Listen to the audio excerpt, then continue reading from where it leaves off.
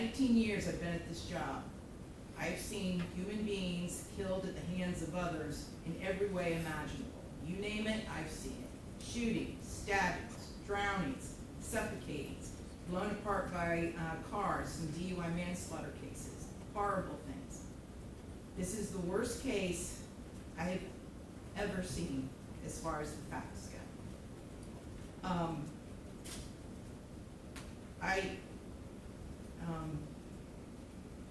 When the person from fire department, when he testified, and when he said that he retrieved the body of Ronnie Oneal from the home, and all he could do was sob.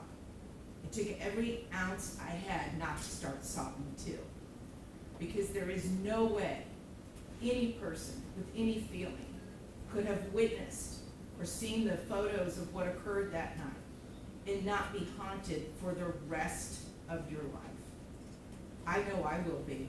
For the rest of my life, I'll be haunted by what I saw as far as the evidence and just the abject cruelty of it all. The abject cruelty. And I was aware, because I reviewed a lot of the discovery ahead of time, as you well know, did a lot of in-camera inspection of a lot of documents. And I was aware there was some evidence, at least, that when you needed to recover from your gunshot wound, that neither your parents nor your Aisha, Miss Robinson, would let you come recover at their home. I don't know if it's true or not. I'm not going to get into a dispute. I'm just mentioning there was some evidence referencing that in the records. And all I could think about, because I knew that Miss Barron was not with you romantically at the time. And I knew that she just out of the goodness of her heart let you come stay with her. And it is beyond tragic that that critical decision ended in so much horror for her and for her children. It is unspeakably cruel what happened as a result of that one decision. The way that Ms. Barron died was horrific, and that 911 call, which captured truly all of it. You heard, and everyone who's heard that 911 call heard a death scream. If anybody ever wants to know what it sounds like before a human being dies, knowing that their death is imminent, that's exactly what it is. That was a death scream. We're going to see if it's true. But what happened to little Ronivia and to little Ronnie, but I'm going to focus on Ronivia, because she was special. And you could tell Miss Barron had done everything she could to create a beautiful home for her family. I noticed that the Ronivia's bedroom, before you set it on fire, you could tell she tried so hard to make her feel like a princess. Kenyatta did everything she could. And I noticed too in the kitchen, on the refrigerator, she put up magnets that said faith, love, family, hope. And then you know what else happened to that refrigerator during that night? It got splattered with blood all over it due to what happened.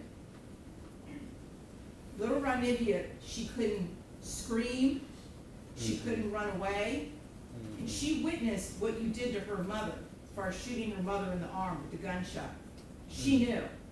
And the horror that that child suffered.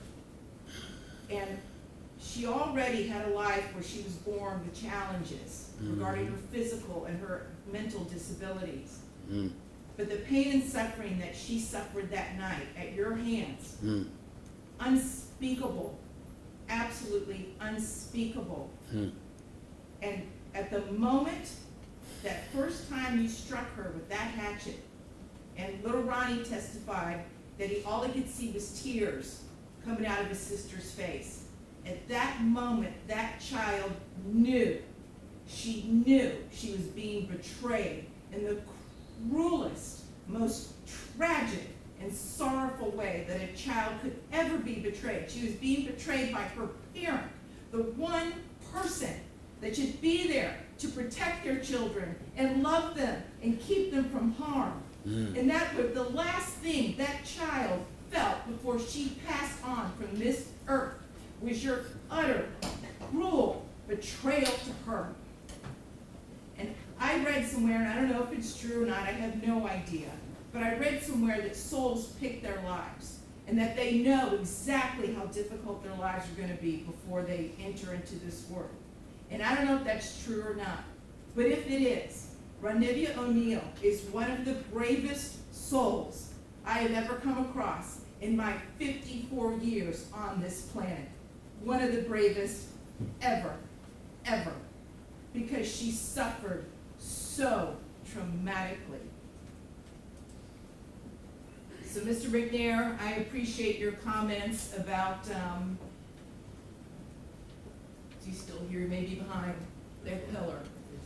I appreciate your comments about your own sentiments with the legal system, and I would never tell you it's perfect, it's not.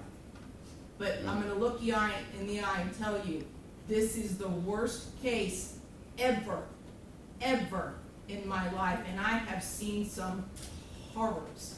But this is it. And I'm going to mete out the punishment that I think this case deserves.